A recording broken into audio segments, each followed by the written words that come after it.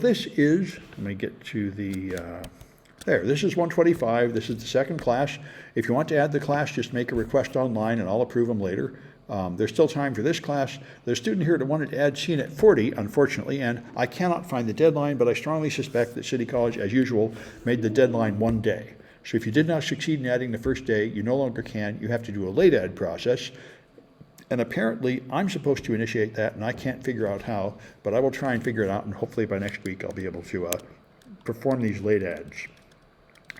So we're down here doing the first chapter, and let me just get to the slides where you left off. So we got down here. So their security control frameworks. These things I found very mind-boggling when I first did my CISSP. As I move forward in security, these things are more and more important. I'm getting to love them. There are too many of them, and they're too complicated, and you just have to get used to it. This is the way it really is. Here's a ton of them. All these things are just ways to organize a security program, and they're all very similar, by the way. But when I do consulting for companies, they are not happy with just my opinion. They want me to tell them, here's an official U.S. government standard that tells you to do this. That will convince them. Telling them that I think it should be done is not good enough. And that's what these things are good for. They are official standards from various authoritative bodies that can guide your company to be more secure. The ISO 27000 series is the international one. This is probably the gold standard, the most secure one. It's extremely complicated, extremely expensive. Just getting the documents alone costs something like $800. And it takes a typical company several years to achieve this and millions of dollars. But then you can play on a large stage, putting out really high-powered products that are going to be consumed by major military and corporate customers. And there are just a lot of pieces for this. Guidance for requirements, for monitoring, measurement, analysis, and evaluation, electronic discovery, instant response, just thousands of pages of stuff that you can do. That's a big one. Now, the Zachman framework is one that was not security oriented. This was intended to help companies become technological. Before people worried about security, they just worried about how do we integrate technology into our manufacturing and such. And so they had this what, where, when, why, who, and how to try to talk about the perspectives of executives, business management, architect, engineer, technician, and enterprise. And it's just a way to organize your thinking so you consider all the various things that might go wrong and what you're going to do about it. Then there's the open group architecture framework, which is another one that helps you plan how you're going to control the information technology at your company. And then the Department of Defense has their own, of course. So they have various viewpoints like capability, data and information, operation, project, and systems viewpoints. And the British has their Ministry of Defense version, which is very similar. And all these things give you, here's Sherwood Applied Business Architecture, which is another one. You see, you have these various architectures here, like physical architecture. Then you have assets like data dictionaries, motivation, like risk management, a process, people, user interface to the ITT systems, the human interface and such. This is just a way to organize your thinking about all the ways technology is being used by all the different divisions of your company. And at first this looks ridiculously complicated, but this is what people really use. And I've had students take these classes and go on to industry and say they really wish they'd spend more time studying and learning these crazy frameworks because people are really using them. And like I say, I'm using them now, although I'm using the federal government ones mainly. That's what my clients mostly are interested in. But my clients are in critical infrastructure, so they want the federal government guidelines. So then there's COBIT. COBIT is a big one. From ISACA, which is a big company. ISC Squared is the organization that puts out the CISSP certification, which is what this class is aimed towards. But there are other ones like CISA come from ISACA. It's another big organization. And so it's got IT practices, meeting stakeholder needs, covering the enterprise end-to-end with a single framework and a holistic approach, and separating governance from management. And I must say, when I was new to this, I was just a technician, and I couldn't understand the difference between governance and management. Now I can. Your manager organizes your daily activities to make sure things get done, but the governance is above that, making sure things are done right, and things are in fact complying with standards and such. And we talked about this last time when we were considering the issue of due care and gross negligence. I mean, management makes sure that you're doing you have rules to do things the right way, and governance makes sure that those rules are actually being followed. Anyway, so here's the 5 principles. This all looks very similar: culture, ethics and behavior, organizational structures, people, skills, and competencies. These are parts of the COBIT system. And then you got NIST, the ones I actually use in my consulting. Now, the National Institute of Standards has a series of these, and SP 800 specifies federal government security policies. And so there's a lot of these that describe training and many other things: security plans using cryptographic standards, the Internet of Things, and so on. This NICE framework I use a ton because that's used for cybersecurity education. And it has like 800 things you're supposed to teach in these classes. And to get any kind of respect for a program, you have to prove that you're following the NICE framework. And again, when I first saw it, I said, this is ridiculous, this is too complicated, nobody can tolerate it, and everybody demanded it until I got used to it. That's the way it really is. So, all right.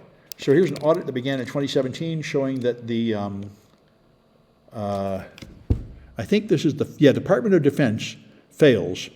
They do not meet these standards. They find the standards they should meet, but they haven't yet figured out how to achieve them, at least as of a few years ago. And I don't think anything much has changed. So this is a good XKCD for the purpose. I mean, there seem to be an enormous number of different ways to accomplish the same thing, and that's what tends to happen. It doesn't seem to make sense for there to be so many of these frameworks. It seems like just 3 or 4 of them would be enough, but somehow that has not happened. It reminds me of computer languages. When I started in the 70s, we argued about which language would win, COBOL or BASIC or Fortran. One of these languages will win and all the others will go extinct, and that is not what happened. There's hundreds of computer languages and more every day. Somehow they do not coalesce. And these standards are not coalescing either. So HITRUST is a privately held U.S. company pointing at healthcare largely, and they established something called the Common Security Framework, which again does essentially the same thing: access control, human resources, policy, compliance, physical security, and so on, in a lot of details. Then there's the critical controls, CS critical security controls, and this has, I think, 20 of them, which is good because many companies, you can't address all the flaws. So here's the first 5. Inventory your hardware access and software assets. Do vulnerability management, which means you scan your network continuously to see if things are happening, like people putting up default passwords or old versions of things. And I mentioned this last time: audit administrative privileges. You have to watch what your administrators are doing because technically they have all power. And there's no way to limit what they do with technical controls, so you have to examine what they've done to see if they're violating your security policy. And of course, have a secure configuration for hardware and software. This is still true, I think. The experts I read in ransomware say that if you just did these things, you would probably stop ransomware better than anything fancy. And there's more: audit logs, web protection, malware defenses, data recovery, secure configuration. These are the top 20 controls. And this is what a lot of companies go for, is to achieve some coverage against these 20 controls. And since it's a lot of work and kind of overwhelming, you degrade a company by their security maturity level. Most companies start out with no security at all, then they gradually move up in security maturity as the company gets bigger and more professional. All right, so here's another committee with the Treadway Commission framework, with, again, interrelating components, the same risk assessment, control activities, and monitoring activities. They're all very similar. And Octave is another one from Carnegie Mellon, an influential organization that, again, has made a way to organize your thinking around these things. This is the Octave phases and process. You establish risk management, then information assets, identify your information asset containers, then identify areas of concern and threat scenarios, then identify risks, and perform mitigations. And so, it's just, they're all very similar. The basic techniques are always organize, inventory your assets, define the risks, exert some controls, and then have some monitoring to see how good it is, so you have a closed loop and continuous improvement. That's essential for all these things because everything keeps changing. ITIL is another one from the Office of Management and Budget, with 5 publications showing how to do this. And this does have a security component. It's not just IT. And it talks about how you should do an independent review of your security controls every 3 years.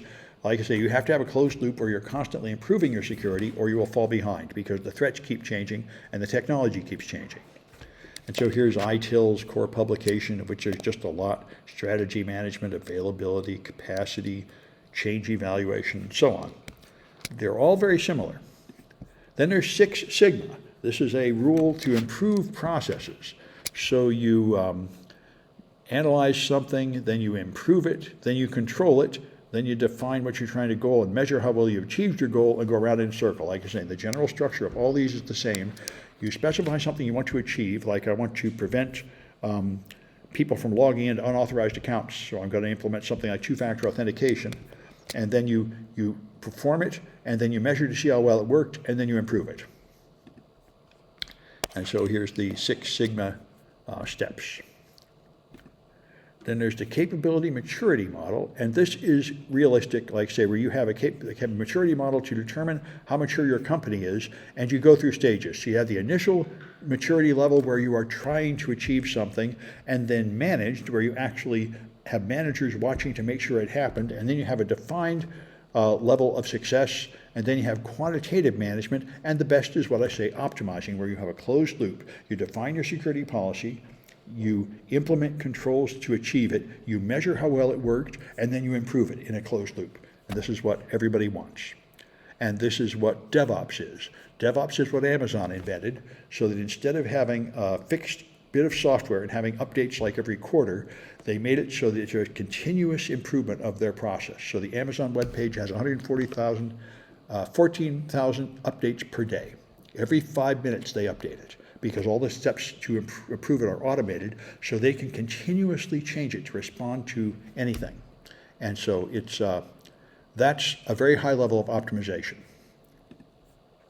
And then there's CRAM, the Risk Analysis Management Method from the UK government, with 3 steps: identify and value assets, identify threats and vulnerabilities, and then identify and prioritize countermeasures. Like I said, they're all very similar. All right. And this is the situation, which should be pretty obvious. You wouldn't have dozens of competing frameworks if any of this stuff worked. This is the obligatory XACD. Airplane safety is very high, elevator safety is very high, but software safety and computer safety is very bad. Like they say, I don't quite know how to put this, but our entire field is bad at what we do, and if you rely on us, everyone will die.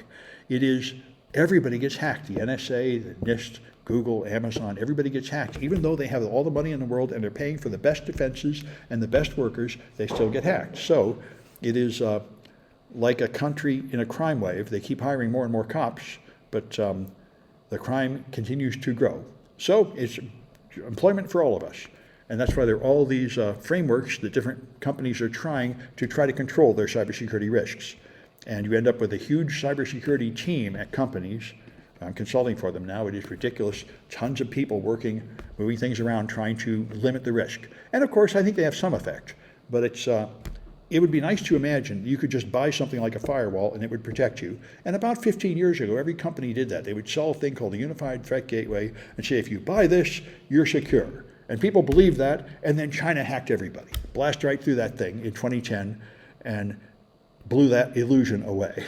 There's nothing you can buy that will make you secure. Instead, it's a struggle of a whole team trying all these techniques. So your upper management defines a security policy. This is what's recommended. Something people often try is junior IT staff think they know about security, and they try to influence management to achieve something. And the CISSP talks about this a lot in the training materials. Don't do this. This is the number one mistake that people do. Some junior IT person, not in management, decides we should have longer passwords, or we should be using updated version of the operating system or something, and they start making trouble, and all they do is get fired. You don't accomplish anything. All you do is irritate your boss and get fired. The only way to succeed with any security measure is to convince somebody at the top to care. You have to have pressure from the top level executives because it costs money. So somebody at the top has to believe in your security measure. You have to convince them, and then they push it out from the top. That's the only thing that will work. So don't waste your time trying to implement a security plan from the bottom. The only thing you can do is try to persuade management, and that's why you need a CISSP certification, because what you really need is the ability to communicate with management. You can be brilliant and correct on all your technical information, but if you don't know how to communicate it to management, you will fail. So you really need to understand what management is thinking and what language they speak in order to be successful as a security professional. So let me check for comments in the Twitch. There are none. Well, let's try a Kahoot. All right.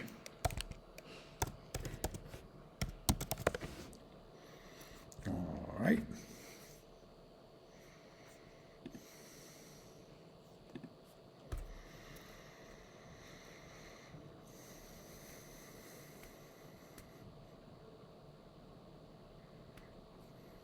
All right. 125, 1D. There we go.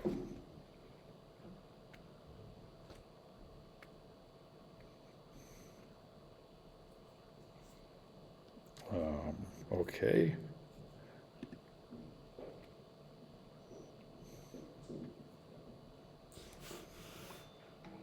There we go.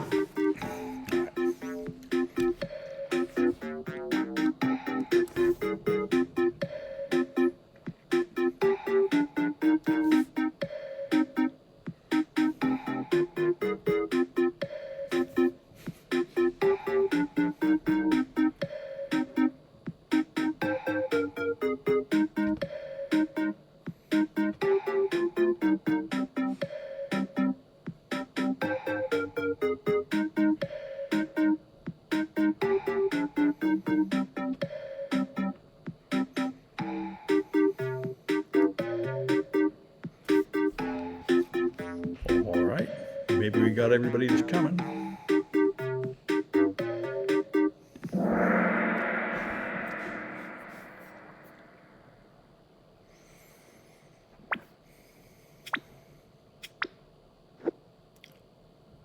All right, so which framework comes from the iOS?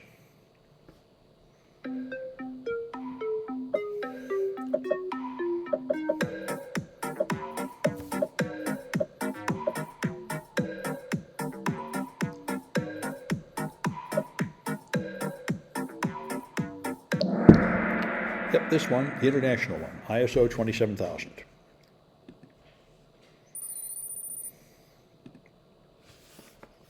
All right, which framework comes from ISACA?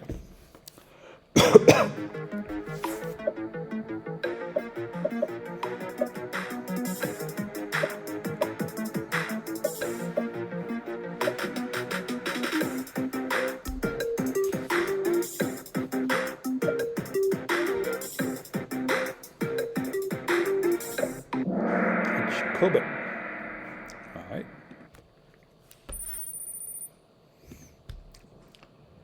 And which framework describes U.S. federal government computer policies? The most important one for me and my clients.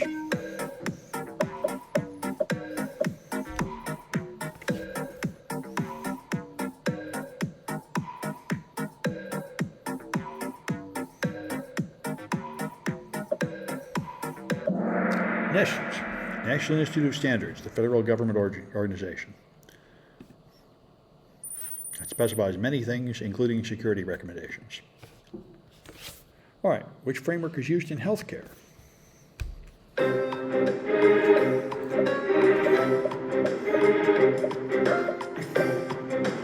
Healthcare is notoriously insecure. There's a whole organization called I Am the Cavalry. You can see it B-sides of security professionals trying to improve the security of healthcare, which is very bad. Hospital equipment is easily hacked, pacemakers are easily hacked and such because the medical community focuses on medical safety, and they're only beginning to realize there's also cybersecurity risks, which they haven't thought about. And so a lot of that stuff is just very easy to hack into. Anyway, that's CSF. So,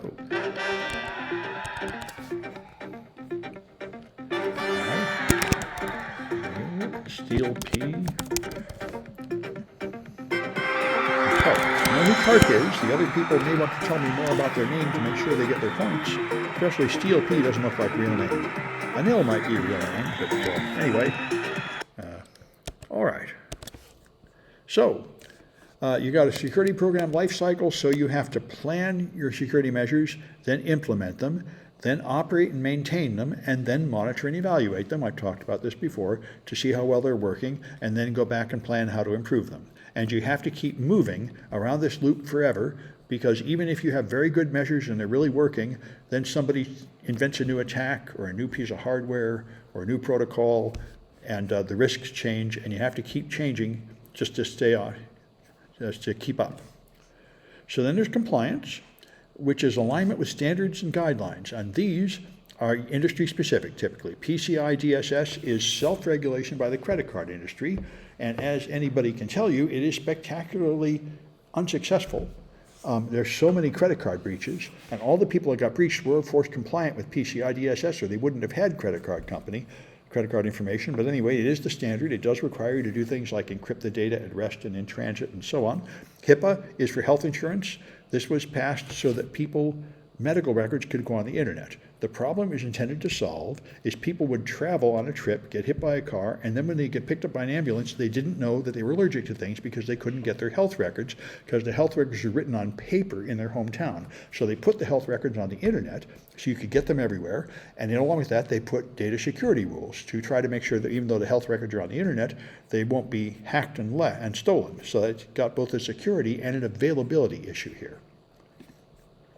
And so there's governance, risk, and compliance. These are GRC. Governance addresses your strategic planning and such.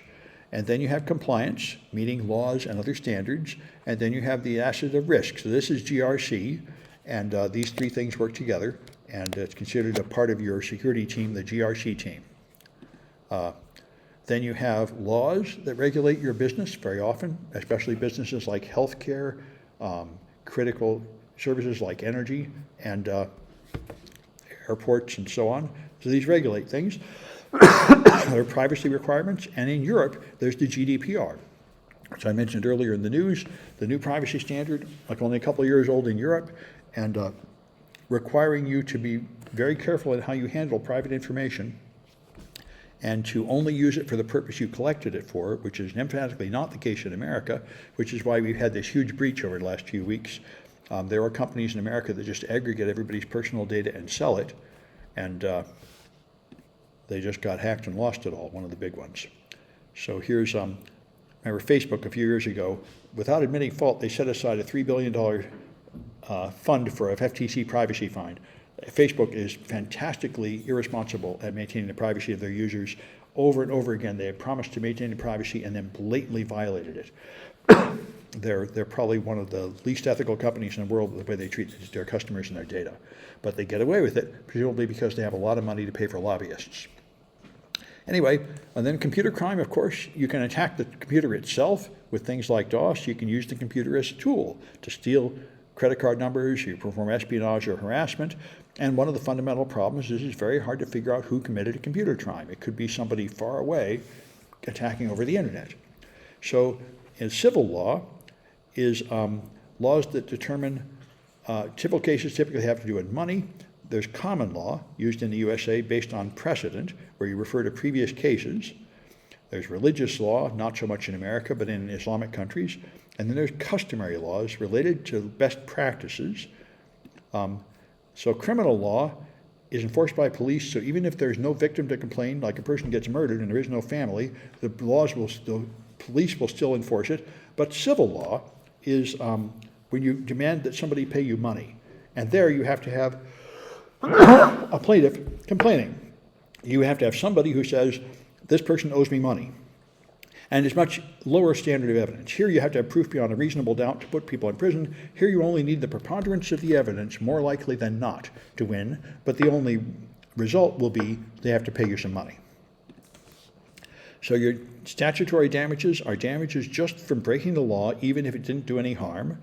Compensatory damages are repaying you money that you actually lost because of a fraudulent or criminal activity.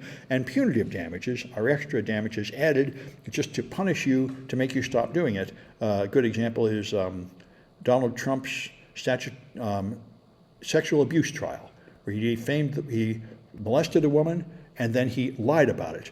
And he continued to lie about it and insult her in court and insult the lawyer in court. So even they ordered her something like $10 million in compensatory damages and another $80 million as punishment, just to try to make him stop doing that, because he totally refused to stop defaming her.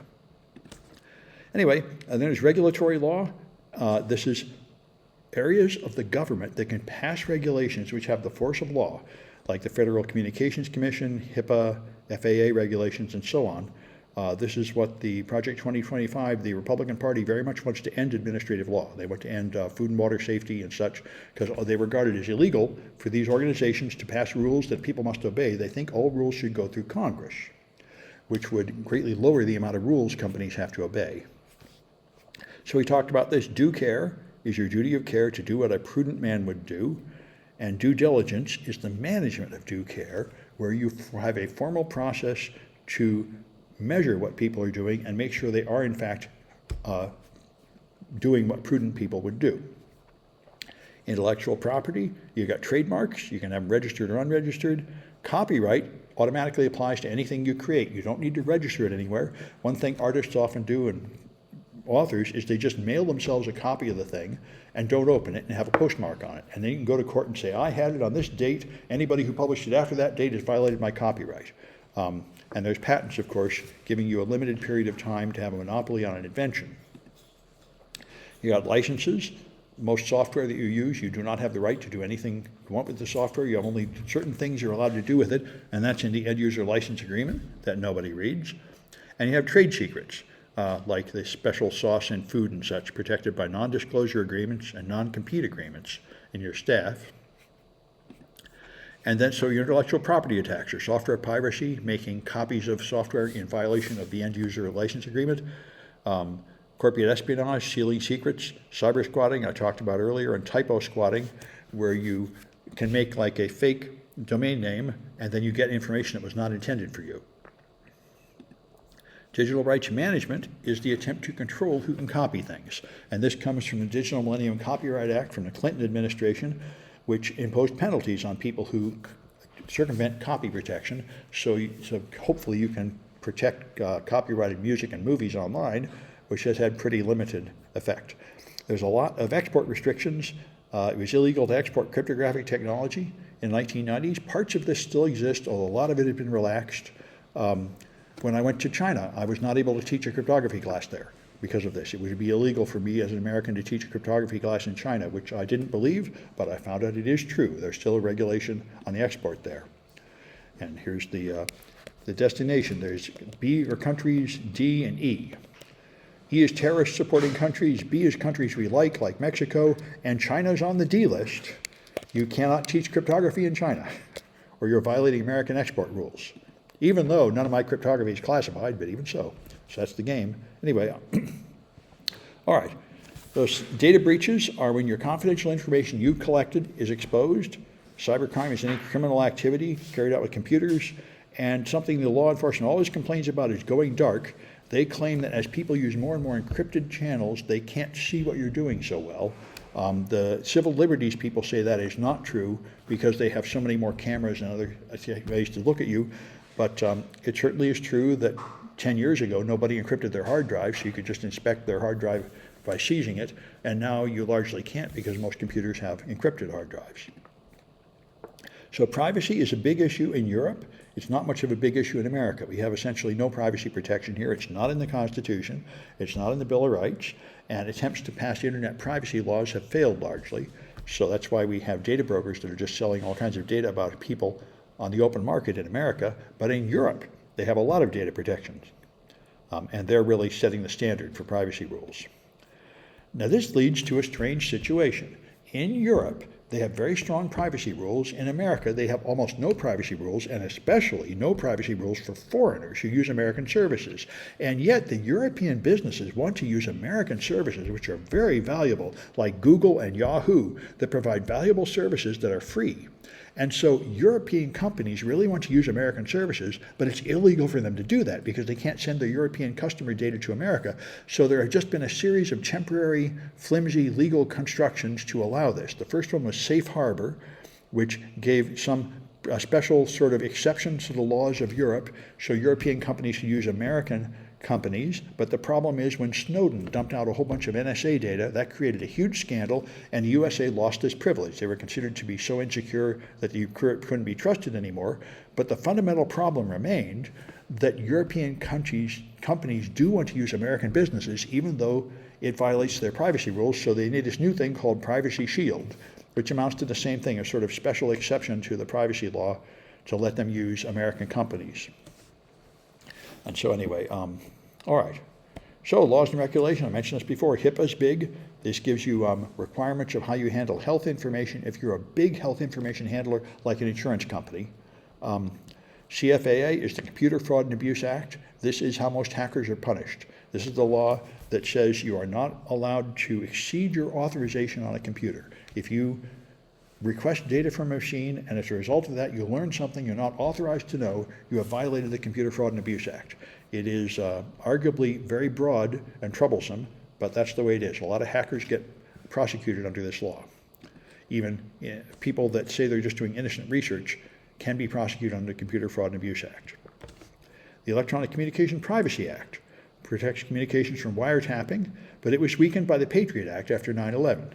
Most companies, after they experienced terrorism, they greatly decreased freedom of speech and freedom from surveillance because people get very concerned about safety more than privacy, and it happened here to a large extent.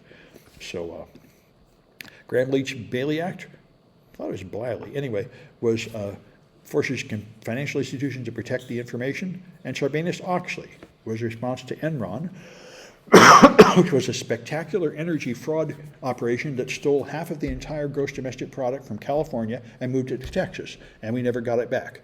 They rigged the energy prices to get very high.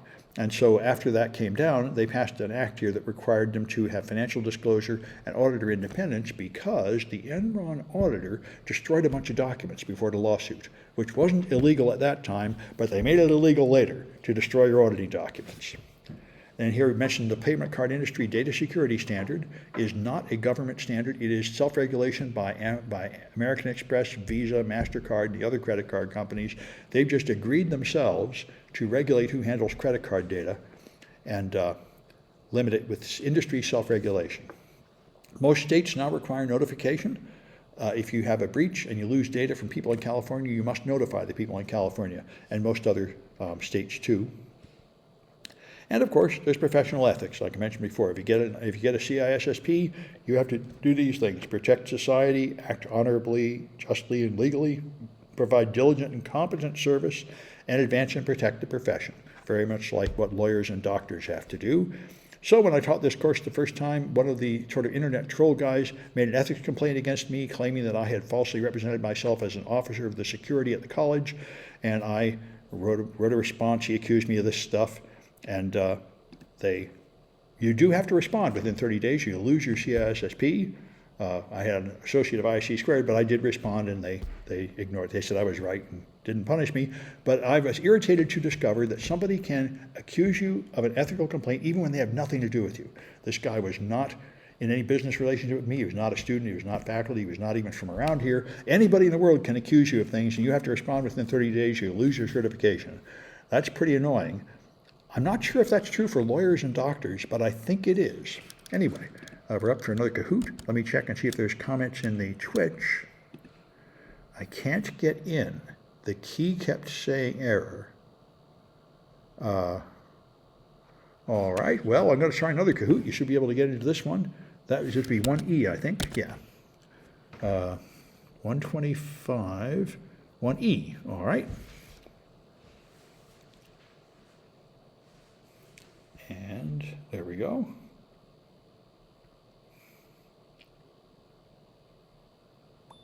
Well, I hope you can get in if you're putting in the right PIN, 321774.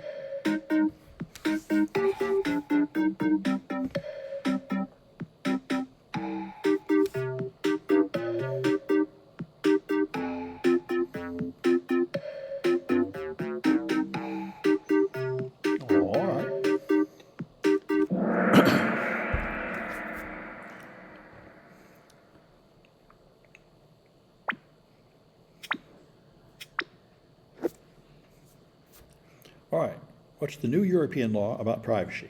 About 5 years old now.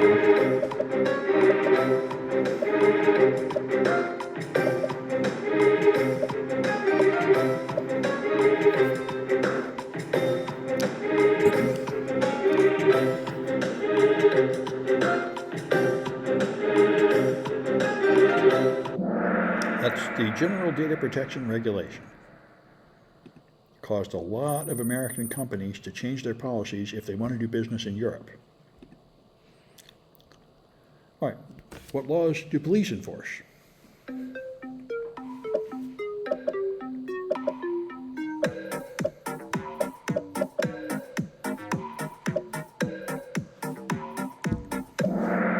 Criminal, of course. All right. What law protects movies and music? The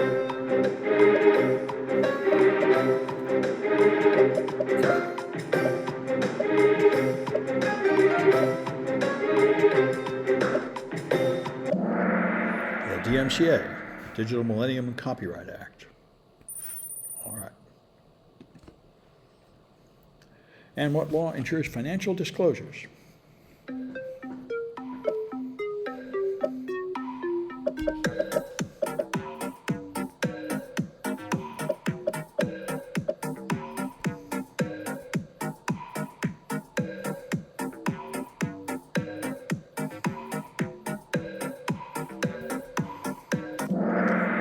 Bailey. Oh no, wait, Sox. Pardon me. Sabina-Soxley. Got them mixed up. Sabina-Soxley is the one. All right.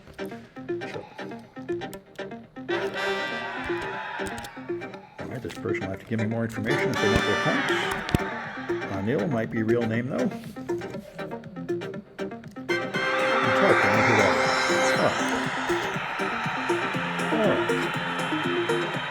is. Oh. You're one of them? All right, let me, I'm going to stop this recording. Let's take a 10-minute break.